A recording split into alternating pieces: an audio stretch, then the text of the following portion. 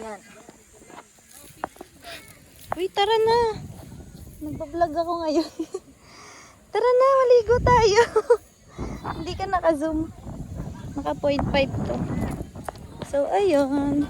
Dito kami ngayon. Ang init. Ang sakit sa paa. Nakapaa lang ako. Nagkikwento. Magbablog-vlog. Subscribe kayo sa ano ko tayo, YouTube channel. Galaygay.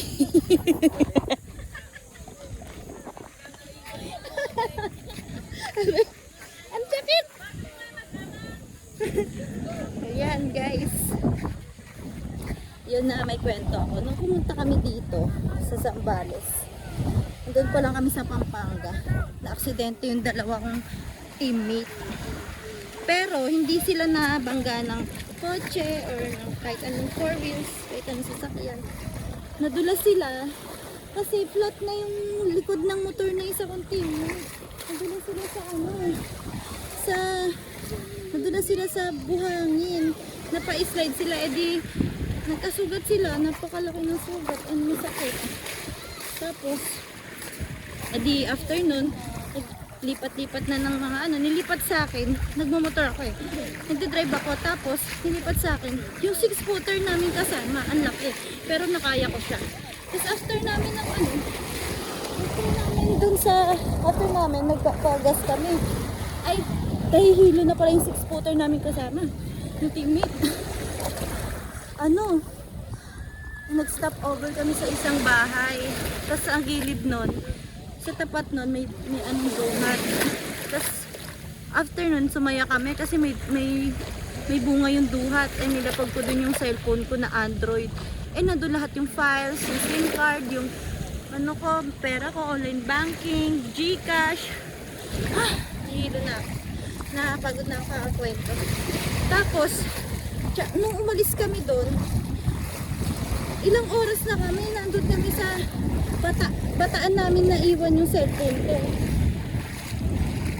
Pagka namin sa Subic, doon ko palang na-realize na naiwan ko pala yung cellphone ko kasi nagpagas kami. Ang tagal namin magpagas, hinanap ko yung cellphone ko kasi mag-online muna ako. Pagkita ko, wala yung Android ko cellphone. Oh my gosh. Nanghina ako doon. Tapos, after nun, nahiya pa akong magsabi na nawawala yung cellphone ko kasi nga frustrate na sila sa na-aksidente naming dalawang teammate. Tapos after nung frustration, sinabi ko na kasi cellphone ko yun, mahalaga yun.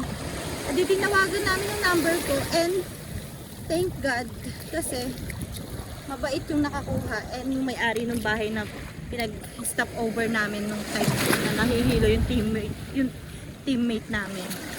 Tapos babalikan namin after namin dito. Yun lang. Tapos after nun namin sa gasoline station, edi mga ilang minuto lang nagde-drive na kami, umalis na kami sa gasoline station. Hala, yung isa kong teammate nalaglag yung helmet. Tapos pagkaano sa likod, buti na lang nakailag yung nakasunod sa kanilang lalaki. Ang bilis ng reflexes. Tapos yun, ang dami nangyari sa amin. Yung una, na-aksidente yung dalawang teammate. Yung pangalawa, naiwan ko yung Android kong cellphone and yung dalawa kong batting gloves. Tapos yung pangatlo,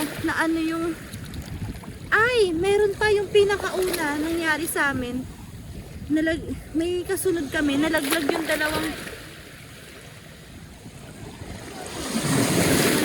dalawang bag ng kasunod namin, buti nakailag yung teammate ko. And then nalaglag yung isang cellphone nung kasama namin.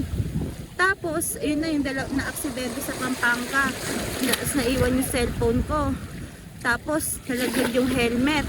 And doon na nagtatapos yung lahat ng aksidente nangyari sa amin. Pero tingnan nyo naman ang worth it lahat ng nangyari sa amin.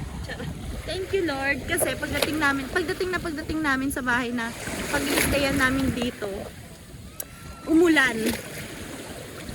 Pinauwi muna kami bago umulan. Thank you Lord. Yun lang. Bye bye.